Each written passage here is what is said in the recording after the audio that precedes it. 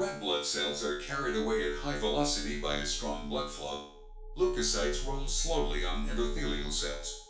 P-selectins on endothelial cells interact with PSGL1, a glycoprotein on leukocyte microvilli. Leukocytes, pushed by the blood flow, adhere and roll on endothelial cells because existing interactions are broken, while new ones are formed. These interactions are possible because the extended extracellular domains of both proteins emerge from the extracellular matrix, which covers the surface of both cell types.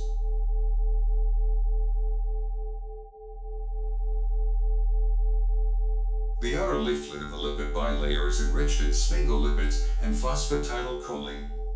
Sphingolipid-rich rafts raised above the rest of the leaflet recruit specific membrane proteins. Raft's rigidity is caused by the tight packing of cholesterol molecules against the straight sphingolipids hydrocarbon chains. Outside the rafts, kinks in unsaturated hydrocarbon chains and lower cholesterol concentration result in increased fluidity. At sites of inflammation, secreted chemokines bound to heparin sulfate proteoglycan on endothelial cells are presented to leukocyte 7 transmembrane receptors. The binding stimulates leukocytes and triggers an intracellular cascade of signaling reactions. The inner leaflet of the bilayer has a very different composition than that of the outer leaflet. While some proteins traverse the membrane, others are either anchored into the inner leaflet by covalently attached fatty acid chains or are recruited through non-covalent interactions with membrane proteins. The membrane-bound protein complexes are critical for the transmission of signals across the plasma membrane. Beneath the lipid bilayer, spectrin tetramers arranged into a hexagonal network are anchored by membrane proteins. This network forms the membrane skeleton that contributes to membrane stability and membrane protein distribution. The cytoskeleton is comprised of networks of filamentous proteins that are responsible for the spatial organization of cytosolic components. Inside microvilli, actin filaments form tight parallel bundles, which are stabilized by cross-linking proteins. While deeper in the cytosol, the actin network adopts a gel-like structure, stabilized by a variety of actin-binding proteins.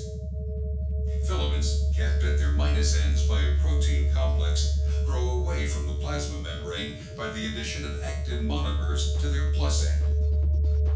The actin network is a very dynamic structure, with continuous directional polymerization and disassembly. Severing proteins induce kinks in the filament and lead to the formation of short fragments that rapidly depolymerize or give rise to new filaments.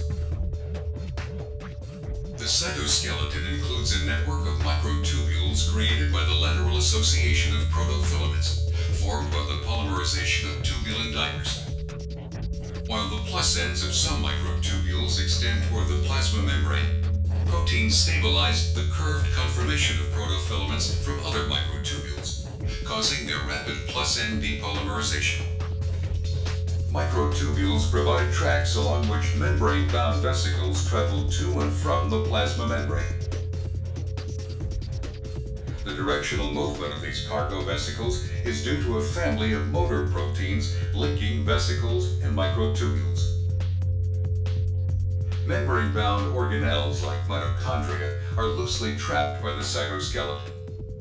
Mitochondria change shape continuously, and their orientation is partly dictated by their interaction with microtubules. All the microtubules originate from the centrosome, a discrete fiber structure containing 2 orthogonal centrioles and located near the cell nucleus.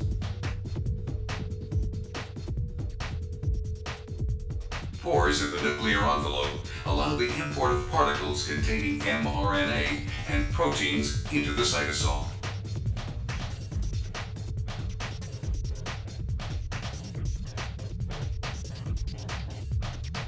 Here, free ribosomes translate the mRNA molecules into proteins. Some of these proteins will reside in the cytosol.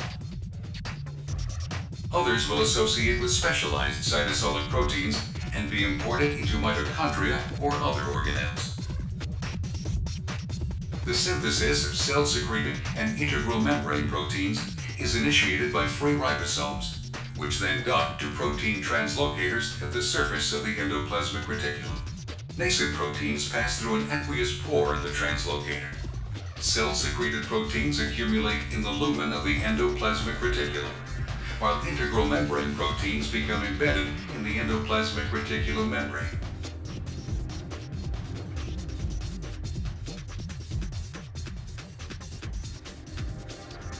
Proteins are transported from the endoplasmic reticulum to the Golgi apparatus by vesicles traveling along the microtubules.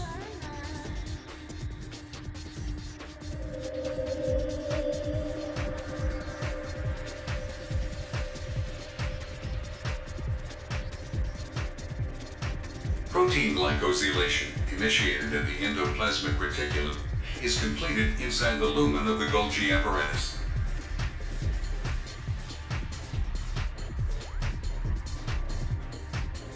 Fully glycosylated proteins are transported from the Golgi apparatus to the plasma membrane.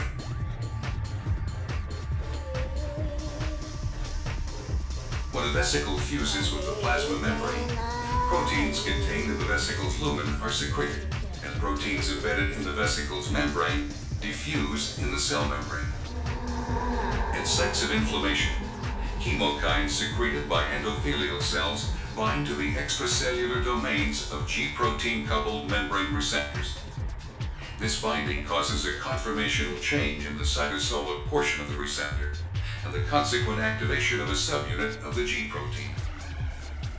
The activation of the G-protein subunit triggers a cascade of protein activation, which in turn leads to the activation and clustering of integrins inside lipid rafts.